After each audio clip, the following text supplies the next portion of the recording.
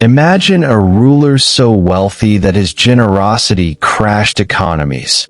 A king whose pilgrimage reshaped the world's perception of Africa. Mansa Musa, the legendary emperor of the Mali Empire, was not just a ruler. He was a force of history. His story is one of power, riches, and a lasting legacy that still influences the world today.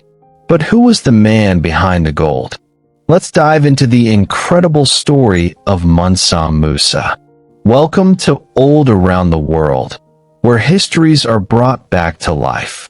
Mansa Musa was born in 1280 into a powerful ruling family of the Mali Empire, one of the wealthiest civilizations of its time. The empire had already expanded under the leadership of his predecessors, dominating trade routes and controlling vast resources. However, it was under Musa's reign that Mali would reach its golden age. Musa was not the original heir to the throne. His predecessor, Mansa Abubakari II, was fascinated by the ocean and set off on an ambitious voyage to explore the Atlantic, leaving Musa as his deputy. When Abubakari never returned, Musa ascended to the throne, inheriting an empire rich in gold, trade, and culture. Unlike many rulers of his time, Musa was deeply invested in governance, economic expansion, and religious devotion. He quickly solidified his rule, expanding the empire's borders and ensuring stability. His leadership skills and vision transformed Mali into one of the most prosperous nations in the medieval world. Through his strategic alliances and control of trade routes, Musa accumulated immense wealth. The gold mines of Mali produced more than half of the world's supply, and under his rule, the empire flourished, becoming the epicenter of commerce, education, and Islamic scholarship in West Africa. The Mali Empire was built upon an economic foundation of gold, salt, and trade. The Sahara Desert trade routes were the lifelines of the empire, connecting West Africa to North Africa, the Middle East, and beyond. Mansa Musa ensured that Mali's wealth remained unmatched by tightly controlling these trade networks. The empire's gold mines, particularly in Bambuk and Boer, were among the richest in the world. Salt, an equally valuable commodity, was extracted from the Tagaza salt mines. Caravans carrying gold, salt, ivory, and slaves moved across the desert, making Mali an economic powerhouse. Despite his immense wealth, Mansa Musa was not a ruler who hoarded riches for personal luxury. He reinvested in his empire, funding infrastructure, building mosques, and supporting scholars. His wealth was not just measured in gold, but in his ability to uplift Mali's standing on the global stage. Mali's capital, Niamey, became a thriving hub of commerce and culture. Merchants from across Africa and the Mediterranean world flocked to Mali, eager to trade with one of the wealthiest empires of the era. Musa's economic strategies ensured that Mali remained a dominant force for generations. In 1324, Mansa Musa embarked on a journey that would forever cement his name in history.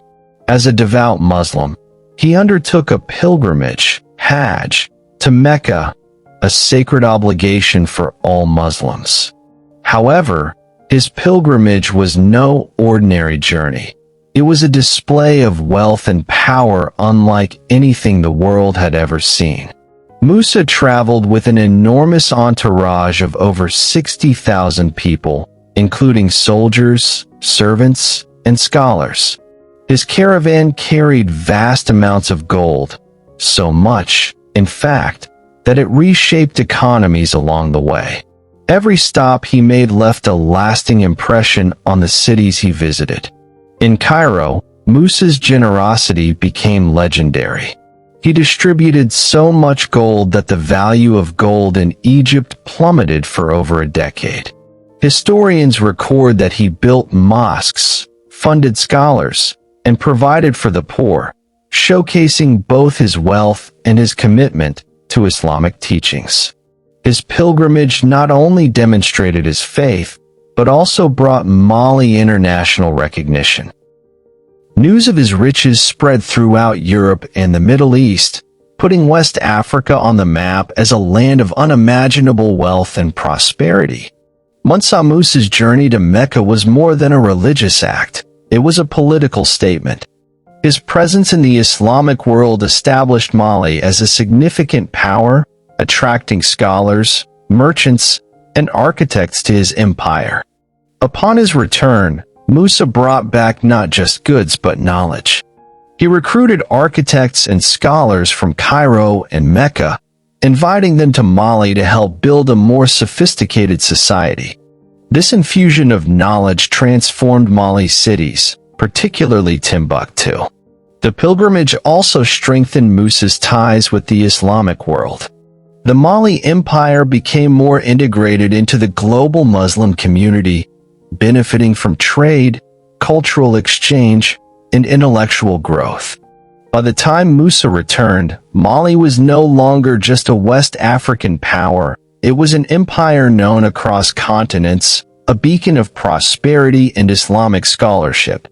One of Mansa Musa's greatest contributions was the transformation of Timbuktu into a global center of learning. Under his rule, the city became home to some of the greatest scholars, libraries, and mosques of the medieval world. The University of Sankore, founded during his reign, attracted scholars from across the Islamic world. It housed thousands of manuscripts, making Timbuktu a hub of knowledge comparable to Baghdad and Cairo. Musa commissioned grand architectural projects, including the Jingareber Mosque, built by the Andalusian architect Abu Ishaq al-Sahili. These structures not only demonstrated Mali's wealth but also its commitment to education and Islamic culture. Timbuktu's rise under Musa's rule solidified its place in history. The city became synonymous with knowledge, trade, and prosperity, a reputation that lasted for centuries. Mansa Musa was not just a statesman, he was a conqueror. Under his leadership, the Mali Empire expanded its borders significantly, reaching modern-day Senegal, Gambia, Guinea, and parts of Niger. His military strategy focused on securing trade routes and ensuring the stability of the empire. Musa's forces controlled the vast desert highways, keeping them safe from bandits and rival factions. This allowed Mali's economy to thrive without external threats. Unlike many conquerors, Musa did not rely solely on brute force. He used diplomacy and alliances to bring neighboring states into the Mali Empire peacefully. His leadership style combined military strength with strategic governance. By the height of his rule, Mali was the largest empire in West African history, and its influence extended beyond the continent. It was a golden age of power and prosperity. If you are enjoying this, please subscribe. Despite Mansa Musa's incredible achievements, no empire lasts forever. After his death in 1337, the Mali Empire began a gradual decline due to internal struggles, external invasions, and the difficulty of maintaining such a vast territory. Musa's successors struggled to manage the immense wealth and power he had accumulated. Without his strong leadership and diplomatic skills, infighting and succession disputes weakened the central government. Rival factions within the empire began to challenge the authority of the ruling elite, leading to instability. Additionally, the rise of new trading powers, such as the Songhai Empire, threatened Mali's dominance. As Mali's grip on key trade routes weakened, wealth flowed elsewhere, diminishing the empire's economic power. The once mighty empire that Mansa Musa built began to crumble under these pressures. Foreign invasions also played a role in Mali's decline. The Tuareg, a nomadic people from the Sahara, seized control of Timbuktu in the 15th century, disrupting trade and scholarship.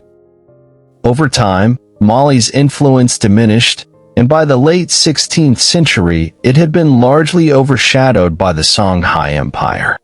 Though the Mali Empire eventually faded, Mansa Musa's legacy endured. His impact on West Africa, the Islamic world, and global history remains profound. He was more than just a wealthy king. He was a visionary leader who shaped the course of African history. Musa's contributions to education, architecture, and governance left a lasting mark. The University of Sankore continued to thrive long after his death, preserving knowledge and attracting scholars from around the world. His investments in infrastructure and trade helped lay the foundation for future African civilizations. His pilgrimage to Mecca ensured that Africa was recognized as a land of great wealth and culture. European cartographers even began including Mali on maps, inspired by tales of Musa's riches. This increased awareness of Africa's economic potential would later play a role in global trade and exploration. Mansa Musa's reign remains a symbol of Africa's historical greatness.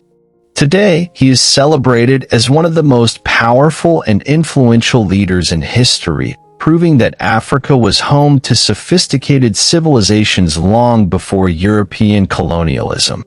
Mansa Musa's fortune is often described in almost mythical terms, with some historians calling him the richest person in history. But just how wealthy was he, and how do we separate fact from legend? It is said that Musa's net worth, when adjusted for inflation, would surpass modern billionaires like Elon Musk and Jeff Bezos. His empire produced over half of the world's gold supply, giving him control over an unprecedented amount of wealth.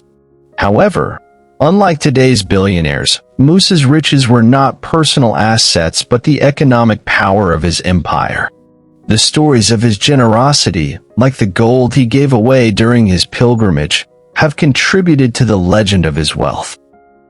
While he was indeed incredibly rich, his real legacy lies in how he used his wealth to elevate Mali, fund education, and strengthen trade networks. Musa's story teaches us that wealth alone does not define greatness. His leadership, vision, and contributions to African history are what truly make him one of the most extraordinary rulers of all time. Centuries after his death, Mansa Musa's name still resonates in discussions about wealth, power, and African history. His story continues to inspire scholars, artists, and historians who seek to reclaim Africa's place in world history.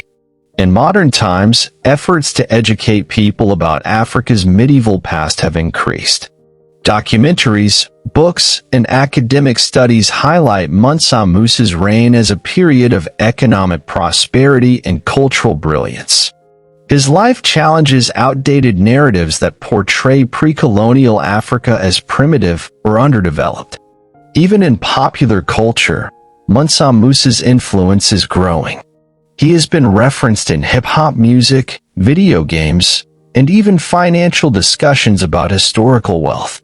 His story serves as a powerful reminder that Africa was once home to some of the most advanced and wealthy civilizations on Earth. As historians continue to uncover more about Mali's past, Mansa Musa's legend will only grow. He was more than a king. He was a ruler who left an enduring mark on history, proving that Africa's legacy is one of greatness, wealth, and wisdom. Mansa Musa's story is one of ambition, vision, and unparalleled wealth. But his greatest legacy wasn't his gold. It was the culture, education, and global recognition he brought to Africa. What do you think was his most lasting impact? Let us know in the comments. Don't forget to like, share, and subscribe for more incredible stories from history. See you next time, and by history lover.